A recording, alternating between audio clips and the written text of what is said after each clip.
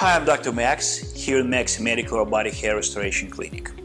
Let's talk about a no-shave FUE, or what some call celebrity FUE procedures.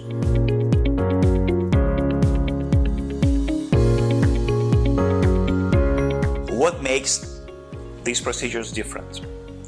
Typically for FUE procedure, we ask the patient to trim the hair very short, so it's going to be easy to identify the angle of the hair and harvest it more precisely. Additionally, in order to restore the hair, we ask patient to trim the hair on the top of the head as well, especially when there is a lot of density of the existing density. What is no-shave FUE?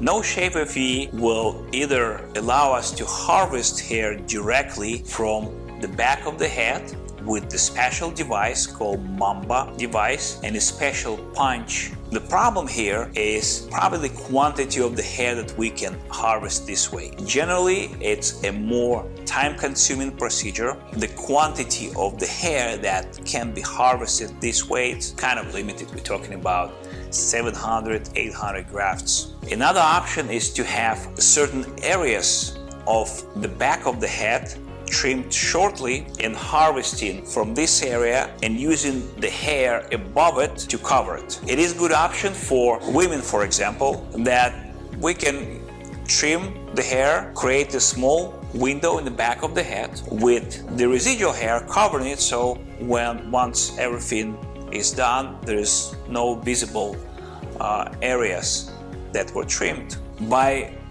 Another aspect of no-shave FUE procedure is the front of the head. For some patients, even the idea of shaving the head is terrifying, and it is possible to implant hair follicles without trimming the hair.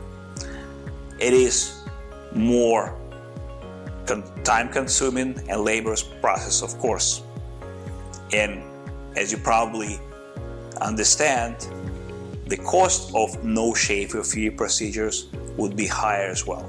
But if the cost is not an issue, there's a very viable option for hair restoration.